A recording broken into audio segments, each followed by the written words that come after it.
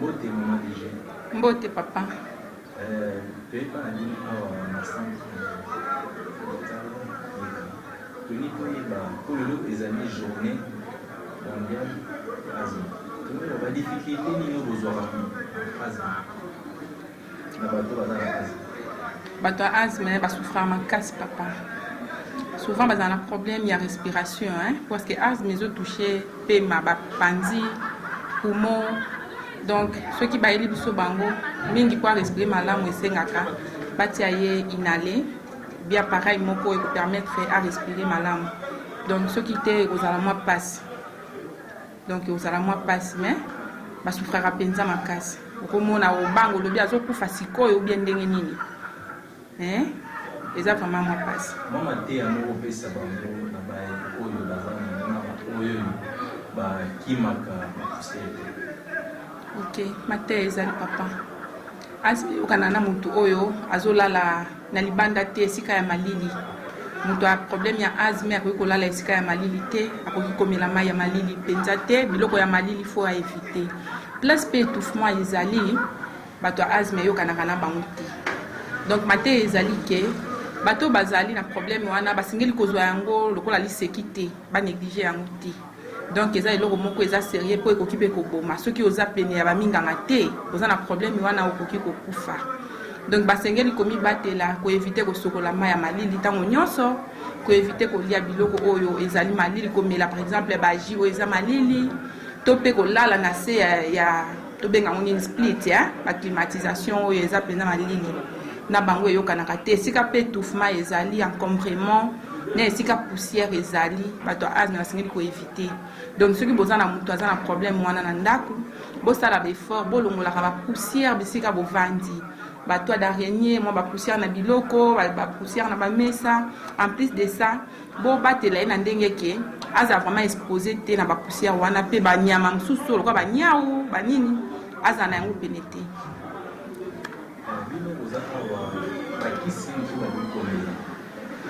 Awa na s'entraîner quand on a ba kisi na biso.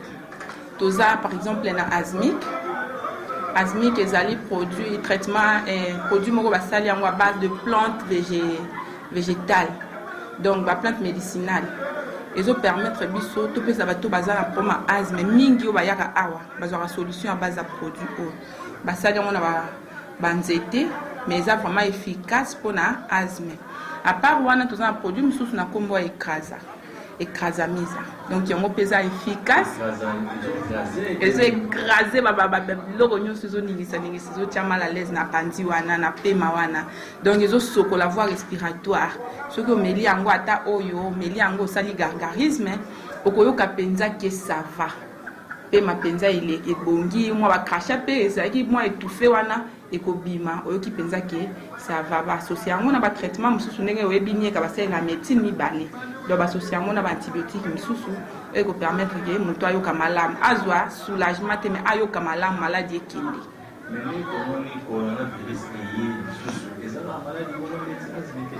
Bon coronavirus eza na basymptôme wana mais yango eza virus mosusu eza virus ya asthme te eza na basymptôme wana.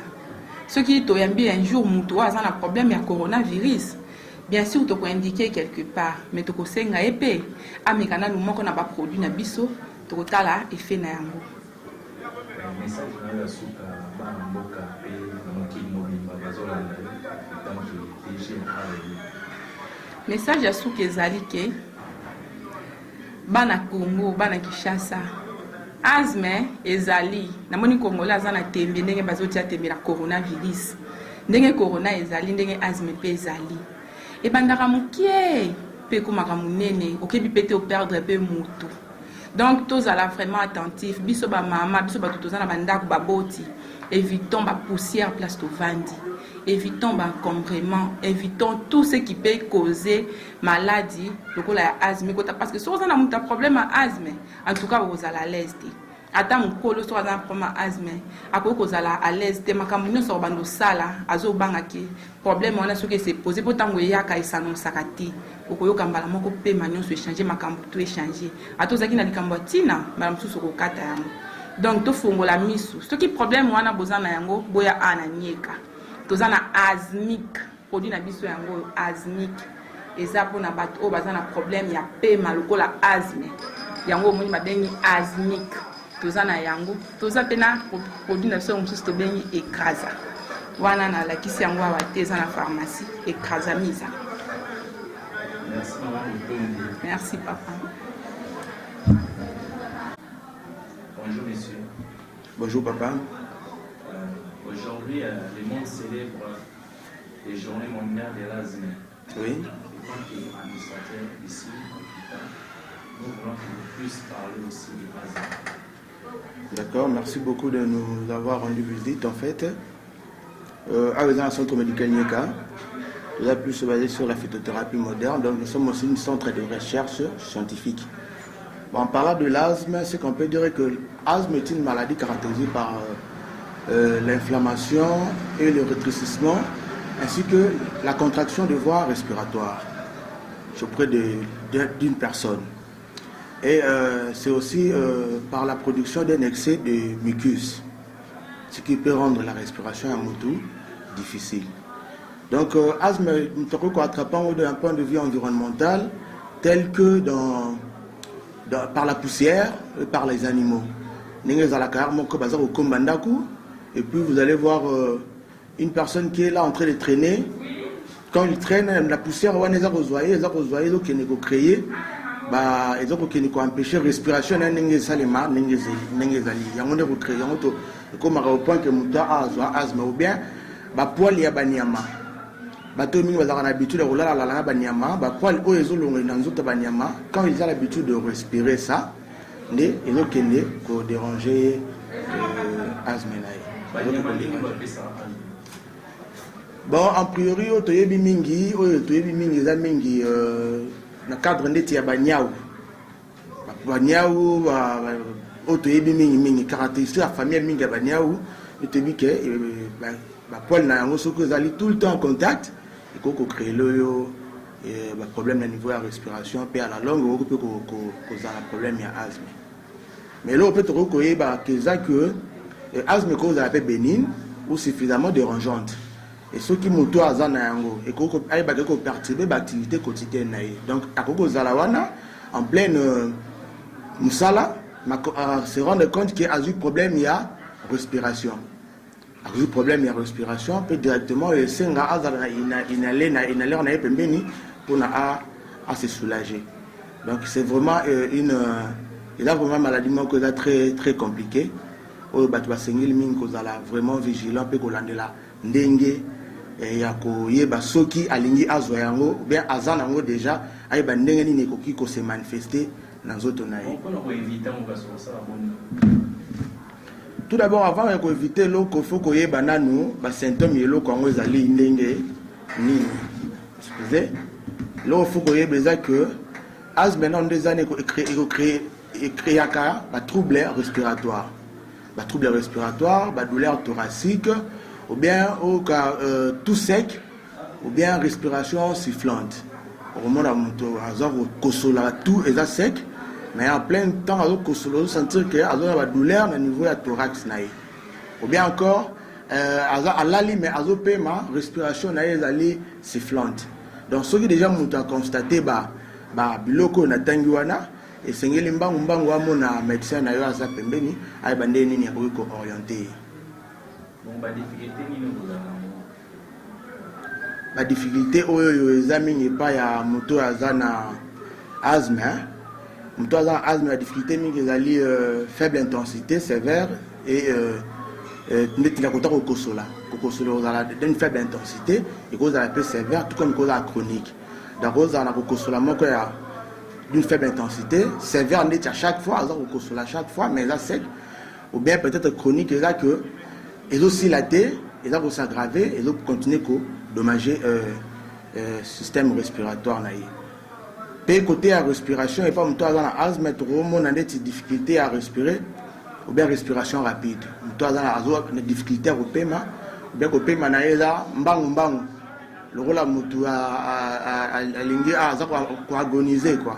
Donc, un paiement est difficile, en plus, c'est un peu rapide. Mais on peut informer le bateau, le problème est asthme, mais il y a des symptômes sous bah qu'on remarquer là que fréquence cardiaque n'est pas élevée, donc la fréquence cardiaque est au niveau monté mais ça bêta. Alors on se remarquer que monté mais ça bêta mbangu mingi ou bien irritation au niveau de la gorge.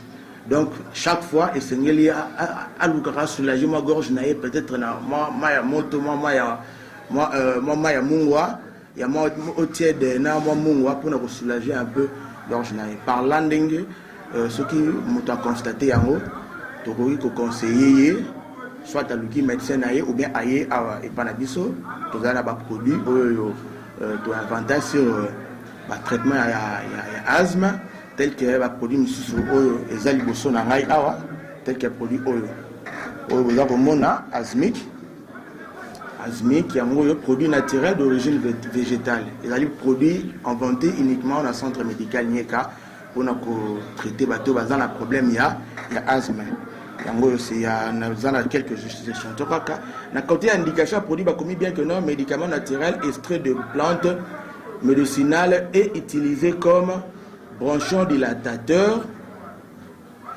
antibiotique pour les infections pulmonaires. Donc, c'est un produit très efficace pour la bâtiment sur le problème. Il y a asthme, on a beaucoup invité, bien sûr. Il y a un centre de la à Ngaba, l'avenue Kisanga numéro 8, en face à la maison communale à Ngaba. Il y a un s'approprier produit et soigner bango. Et soulager maladie, non? Et soigner bango ti système respiratoire na bango ils ont un normal afin qu'il y a pas de problème de asthme. Mais tout le monde a fait kaka asthme no eza mingi soki mingi lokola kaka mutupe soki azobela maladie oyo corona. Effectivement bon corona c'est une maladie ezali mingi ko attaquer le système respiratoire ya mutu. Parce que corona tant ekoti et pas ya mutu et comme virus directement pour attaquer le système respiratoire. Mais pour la corona, du point de vue d'Abisso, nous avons mis au point un produit similaire aussi, mais on attend encore que l'INRB ainsi que le ministère de la Santé et puis Abisso et bien l'Abisso en fait que analyser la mise en cours. Et sur l'analyse de la mise en cours, je crois qu'ils allaient compromettre une bonne résultat positif pour soulager bateau yo bako za pe atteindre la pathologie. Ça va malobana ya suka par rapport à la journée oyo ya asthme. Bon malobana nga suka eza que asthme eza maladie moko ya ko négliger te soki déjà au remarquer ba symptômes na tangi oyo eza ko manifester pa na yo et vous allez mieux directement au contacter médecin na yo so vous allez médecin na tout près ou bien vous allez mieux directement ya koya et pas na biso na hôpital na biso pour la tout soumettre un traitement à base de produits on a présenté bino afin que aux allez soulager pour aux allez un problème non a été pe na conseiller mingi na ba éviter que vous allez tout le temps exposer na poussière tout le temps ko la na banyama afin que ba poil wana et atteindre bango te pour na créer bango asthme ou encore que ba poussière soit les respirants mingi et qu'on a infecté le système respiratoire et à la longue on va à asthme.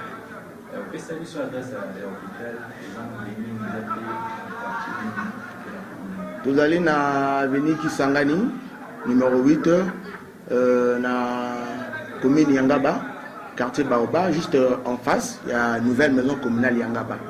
Donc pour la moto azouta centre-ville donc Kalamu Lingwala Gombe. Vous avez juste rond-point là-bas, avant Rekianza, à Revodacom, ou bien à Kianza, à tout le monde qui s'engage. Pour la moutaz ou tabac peine, de bonhomme, alors qui t'appelle à Rekianza, à Tuni, à venir qui s'engage, il va non loin à Rekianza. Tous allez na numéro d'habitude d'Ali 081 37 851. Tous appelez à 081 86 02 144. Tout appelez la page Facebook Nabissu Zali, traitement sur la drépanocytose, pas tout son appel à asthme, sur la drépanocytose, la prostate, le diabète type 1 et type 2, cancer, la stérilité. Tout appelez la page Facebook Nabissu Zali, pour se renseigner. Tout à l'heure, page officielle à docteur Nikezali Moko, docteur Anakini Mbikadiata. Tout à l'heure, traitement de la drépanocytose avec BSS. Tout à l'heure, centre médical Nieka tout court. Tout à l'heure, on a tout. Par contre, vous se renseigner, puis vous avez l'information directement sur le dossier. Merci. Merci beaucoup.